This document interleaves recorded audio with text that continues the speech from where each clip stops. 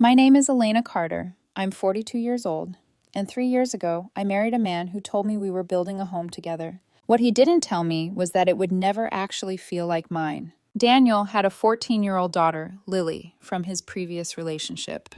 I knew that walking in. I wasn't naive. I understood there would be growing pains. Teenagers test boundaries. Step-parents have to earn trust. I signed up for that. What I didn't sign up for was becoming the villain in a story I never asked to be part of. Last Thursday, I came home from work at 6:30 p.m. Normal day. Exhausting meetings. All I wanted was quiet. Instead, I opened the front door and nearly tripped over Lily's backpack sprawled across the hallway like a barricade.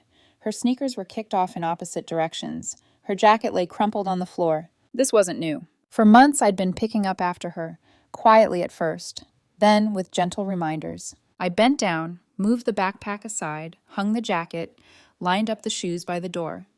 The house smelled like garlic and onions. Daniel was in the kitchen cooking. I walked in and kept my tone light. Hey, can we talk to Lily about picking up after herself? It's getting worse. He didn't turn around. She's a kid, Elena. Kids are messy. She's 14. She's going through a lot. There it was, the shield. Daniel, I'm not asking for perfection. Just basic courtesy. I almost fell. He set the knife down slowly and looked at me like I'd just insulted him. You're always on her.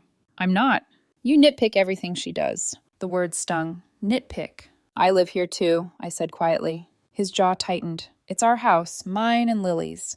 The correction wasn't loud, but it landed. I swallowed. That's not what I meant. But I knew what he'd heard. Dinner was tense. Lily came downstairs glued to her phone. We sat at the table. She didn't look up. Can you put your phone away during dinner? I asked. I'm texting my mom, she muttered. Daniel immediately jumped in. If she's talking to her mom, that's important.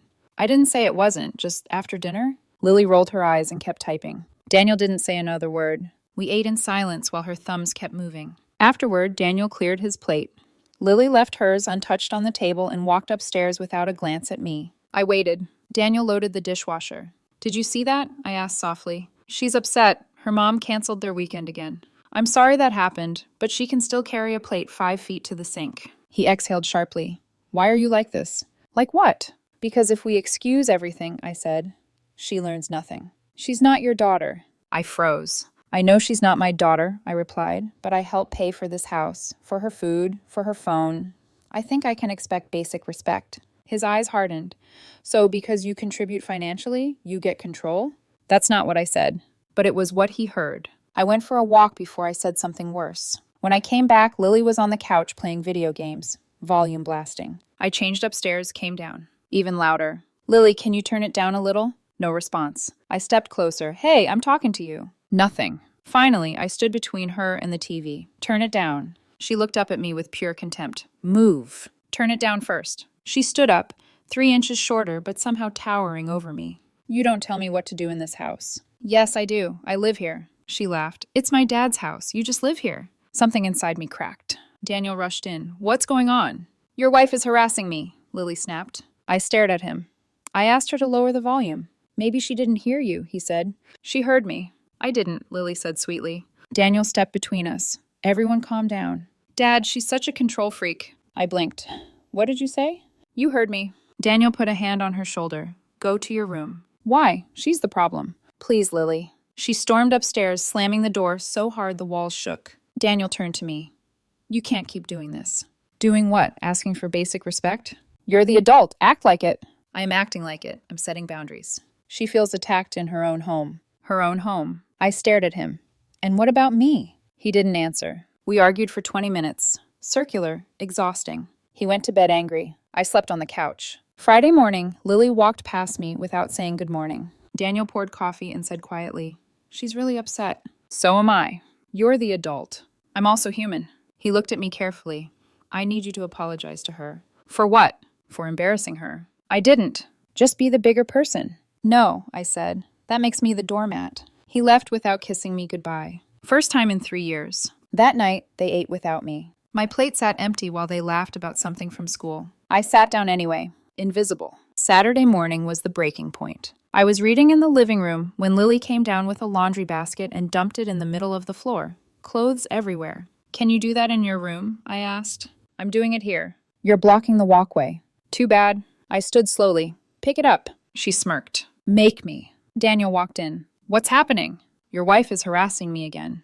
I'm asking her to move her laundry. Daniel looked at me, and something in his expression shifted. I didn't know it yet, but I was about to be given a choice that would change everything. Daniel stepped fully into the room, eyes moving from Lily's scattered clothes to my face. I'm done with this, he said quietly, but not to her. To her, Lily muttered under her breath, just loud enough. I ignored it.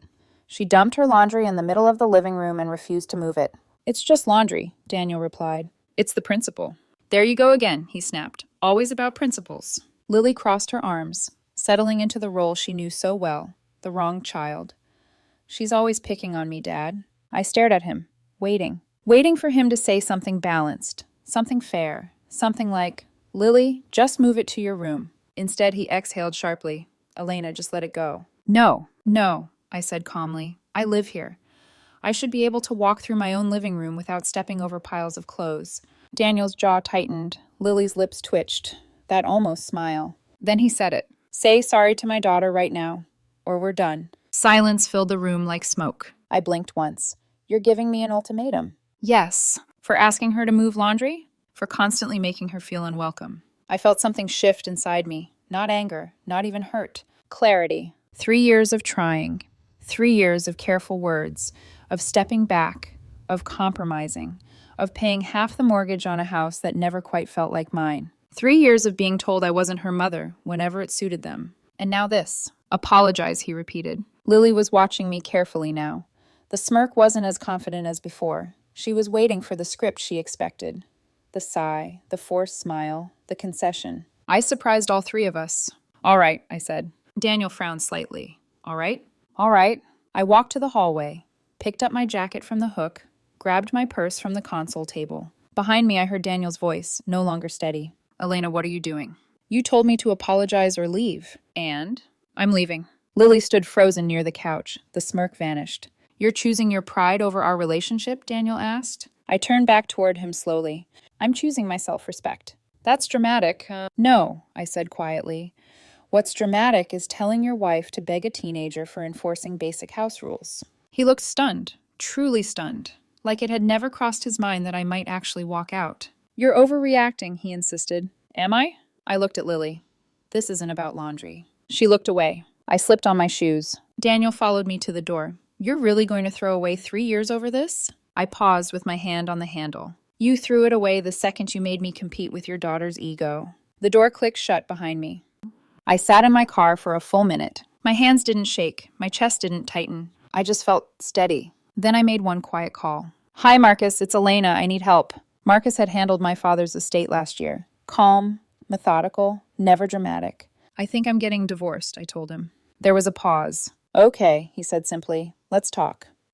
I checked into a hotel 20 minutes away. Nothing fancy, just clean, neutral, quiet. The silence felt foreign. I turned off my phone for 2 hours. When I turned it back on, there were 17 missed calls. 12 from Daniel, 5 from unknown numbers. I listened to the first voicemail. Where are you? Come home. We need to talk. Second voicemail. You can't just leave like this. Third, frustration. This is ridiculous, Elena. Fourth, softer. Please, let's fix this. I didn't call. I texted. Me, I'm safe. I'm at a hotel. I need space. The response came immediately. Daniel, which hotel? Me, that's not important. Daniel, this is insane. Me, no. What's insane is being told to apologize for asking for basic respect. 3 dots appeared. Disappeared. Appeared again. Daniel, she's crying. Me, she told me I don't belong in my own house. Daniel, she's 14. Me, and I'm 42, and apparently disposable. A longer pause. Then, Daniel, you're choosing this. I stared at the screen. Me, no, you did, when you told me to apologize or get out. He didn't respond for almost an hour. I ordered room service. Didn't taste any of it. At 10:07 p.m., another text arrived. Daniel, her mom called. She's upset I involved her. Of course he'd involved her. Me, then don't involve her. Daniel, Lily didn't think you'd actually leave. There it was. Neither did you. I typed slowly. Me, actions have consequences. 3 dots. Daniel, that's cold. I leaned back against the headboard. Me, no, it's consistent. Another pause. Then, Daniel, so what now? That question hung heavier than everything else. What now? For 3 years, I'd bent, adjusted, explained myself, tried to be gentle, tried to be understanding about the trauma, the divorce, the teenage mood swings. But somewhere along the way, I'd become the outsider funding the household. Never the partner, never the authority, just tolerated. I looked around the hotel room. Beige walls, humming air conditioner, anonymous artwork. For the first time in months, I didn't feel like I was walking on eggshells. Me. Now we decide what matters more to you. Daniel. Meaning? Me. Whether you want a partner or just a house where your daughter never hears no. The typing bubbles stayed on the screen for a long time, then disappeared. No reply. I placed the phone face down on the nightstand. For the first time since Saturday morning, I let myself admit something uncomfortable. This wasn't about Lily. It never had been. It was about a man who wanted financial partnership without shared authority, and I had finally stopped playing along. Outside the hotel window, traffic lights flickered from red to green to red again. Inside, something irreversible had already turned. Sunday morning, the hotel coffee tasted like cardboard. I didn't complain. I'd learned something over the past 3 years. When you ignore small discomforts long enough, they become your normal. At 9:12 a.m., Marcus called. I spoke to a colleague who specializes in family law, he said without preamble. If this becomes a separation, you're in a solid position, but only if you protect yourself. I don't want to destroy him, I replied. You don't have to, Marcus said evenly. You just need to document reality. Reality. He began listing things calmly, methodically. House, both names? Yes, we bought it together. Joint checking? Yes, savings are separate. Good. From now on, document everything. Every time he undermined you, every time you were told you weren't Lily's parent, every financial contribution you made. If there's a child involved, things can get complicated. She's not my biological child. That doesn't always matter. If you acted as a parent, he could argue dependency. I almost laughed. Marcus, she made it very clear I wasn't her parent. Then we'll use that. I spent Sunday writing. 3 years condensed into bullet points. And first time Daniel said, "You're not her mother." Text message where he told me to stop trying to discipline her. Lily's words, "This isn't your house. You just live here." Mortgage payments, 50%. Utilities, 60%. Groceries, almost entirely mine. As I typed, memories surfaced I hadn't wanted to revisit. The time I drove Lily to dance practice for 6 months straight, and she introduced me as just Elena. The birthday where I paid for the party, and Daniel told guests her mom had helped organize it. The Christmas morning photo. Daniel and Lily centered on the couch, me standing behind them holding wrapping paper. I had been present, just never central. Monday, I worked from the hotel. Told my boss it was a family emergency. He didn't pry. At 2:37 p.m., Daniel texted. Daniel, we need to talk about bills. Mortgage is due Friday. I stared at the screen. Me. Send me the amounts. I'll transfer my half. Daniel, you need to come home to discuss this. Me. No, we can discuss over text or email. Pause. Daniel, this is childish. I almost smiled. Me. This is boundaries. He didn't respond. Tuesday, his mother called. I considered letting it ring out. I answered anyway. Elena, what are you doing to my son? She demanded immediately. I'm protecting myself. You walked out on your family. I walked out on an ultimatum.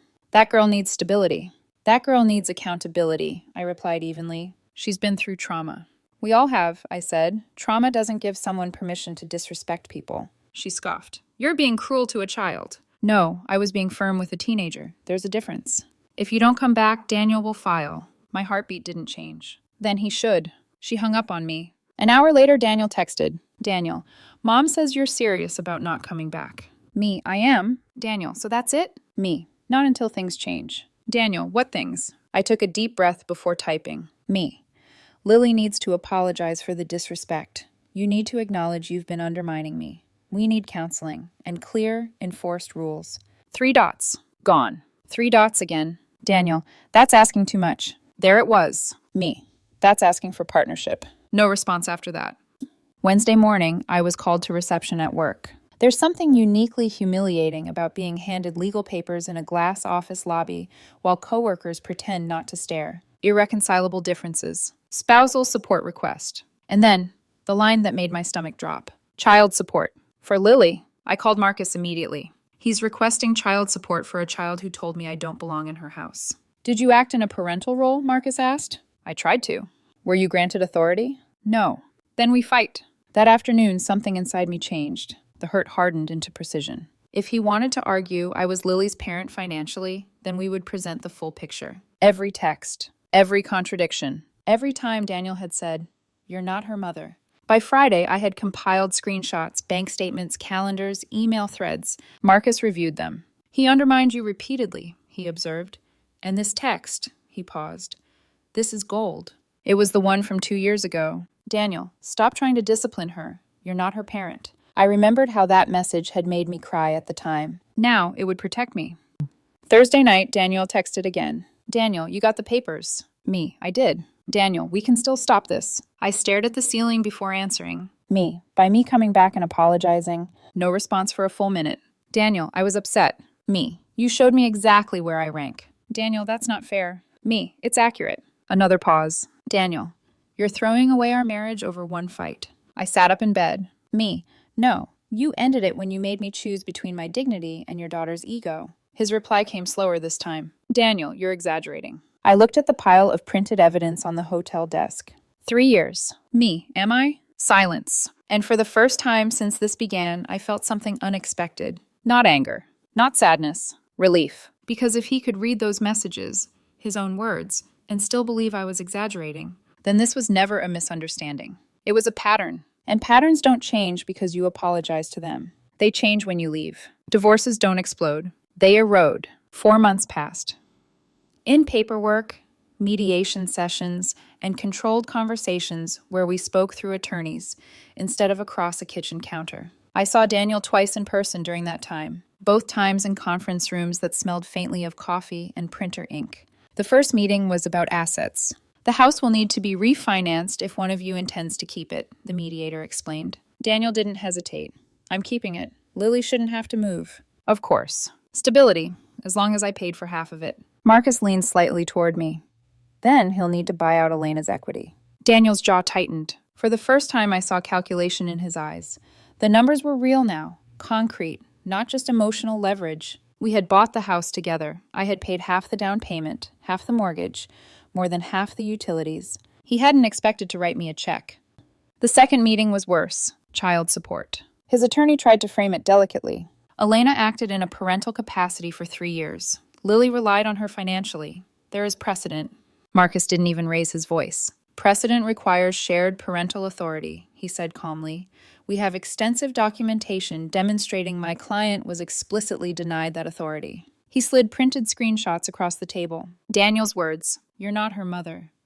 Stop trying to discipline her. She doesn't answer to you." I watched Daniel's face as he read his own texts. It wasn't anger I saw. It was realization. The same boundary he had used to silence me was now a wall protecting me. Irony is quiet like that. We settled out of court. Daniel refinanced the house and bought out my share. I kept my retirement accounts. No spousal support. And the quiet victory, no child support. The judge's ruling was simple. Elena Carter was financially contributing to the household, but was not recognized as a legal or functional parent. Therefore, no ongoing obligation exists. It was clinical, efficient, final. I didn't feel triumphant when it was read. I felt validated. For 3 years, I had been told I wasn't Lily's mother. Now it was legally confirmed, and that clarity set me free. I moved into a smaller apartment across town. 2 bedrooms, hardwood floors, large windows that faced west. The first night there, I sat on the couch and listened. No slammed doors, no music blaring, no tense silence at dinner, just the hum of the refrigerator and the distant sound of traffic. Peace has a sound. It's almost nothing. Through mutual friends, updates drifted in. Daniel was struggling. The refinance payment was higher than expected. He had taken on extra consulting work. Lily's behavior had escalated. Skipping homework. Missing curfew. Failing 2 classes. She's just acting out, someone told me gently. Acting out. That phrase again. Always the explanation. Never the accountability. Daniel reached out once through Marcus. He's wondering, Marcus said carefully, if you'd consider helping with some of Lily's extracurricular expenses, informally. I almost laughed. No, Marcus didn't press. He thought you might say that. My obligation ended the moment he told me to apologize or leave. He had chosen. I had simply accepted. 6 months after the decree was finalized, I ran into Daniel at a grocery store. It wasn't dramatic. No music swelled. No cinematic confrontation. He looked tired. Older. Hey, he said. Hi. An awkward pause stretched between us. How's the apartment? He asked. Peaceful. He nodded slowly. Lily's going through a phase. I held his gaze. She always was. He didn't argue. For the first time since I'd known him, he didn't defend. He just looked overwhelmed. We're in counseling, he added. I'm glad, I said. There was so much I could have said. I told you so. This didn't have to happen. You chose wrong. But none of it mattered anymore. I hope it works out, I said instead. And I meant it. Not because I wanted him back, but because I no longer needed him to lose. I had already won something far more valuable than a house or a court ruling. I had reclaimed myself. That night, in my apartment, I opened the windows and let cool air move through the rooms. For months after leaving, I'd woken up expecting tension, waiting for confrontation, waiting to defend myself. It took therapy and time to understand something simple. The ultimatum wasn't a demand. It was a revelation. It revealed exactly where I stood, below his daughter's comfort, below his need to be the hero parent, below the illusion of peace. And once you see your ranking clearly, you can't unsee it. He thought I would cave. He thought I would apologize. He thought I would accept being the financial backbone without the authority. The look on his face when I picked up my jacket, that wasn't anger. It was disbelief. He had never imagined I would choose myself. But I did. It's been 6 months since the divorce was finalized. 6 quiet, steady months. Therapy, every Tuesday at 5 p.m., long walks on Sundays, dinner at my small oak table with no tension humming beneath the surface. Dr. Patel asked me something during our 3rd session that stayed with me. When did you first realize you were negotiating for basic respect? I didn't answer right away, because the truth was uncomfortable. It wasn't the ultimatum. It wasn't the laundry. It wasn't even the words, "You're not her mother." It was much earlier. It was the first time Daniel corrected me in front of Lily instead of backing me privately. The first time he said, "Just let it go," and I did. That was the moment I started shrinking. By the time he gave me the choice, apologize or leave, I had already been folding myself smaller for years. The ultimatum didn't end the marriage. It exposed it. A month ago, I received a voicemail from Daniel. I almost didn't listen. Curiosity won. "Elena, I've been thinking a lot," he began. His voice sounded different, less defensive, more tired. "You were trying to set boundaries. I see that now. Lily's out of control. I don't know how to fix it. I probably should have listened to you." A long pause. "I miss you. Maybe we could talk." There was no anger in his tone. No pride either. Just exhaustion. I sat on my couch, phone in hand, staring at nothing. For a split second, memory tried to romanticize him. The early days. The laughter.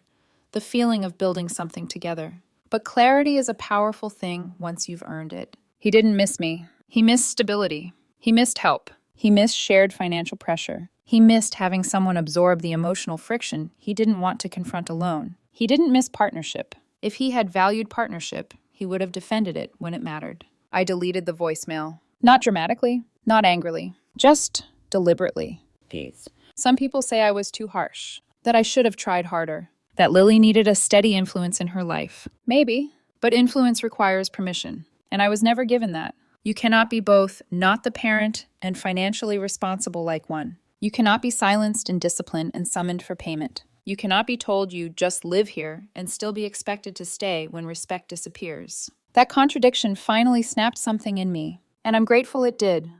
I'm dating again now. Slowly, carefully. The first conversation I have with anyone serious is simple. If I'm going to be part of your life, I say, it will be as a partner, not an accessory, not an ATM, not a placeholder. Some men flinch at that. The right ones don't. I don't hate Daniel. I don't hate Lily. I don't even regret loving them. But I do regret how long I ignored the signs. The framed photos that didn't include me. The inside jokes I wasn't part of. The way every conflict ended with me adjusting. The way "you're not her mother" was used as both shield and sword. The irony is almost poetic. The boundary they used to exclude me became the boundary that freed me.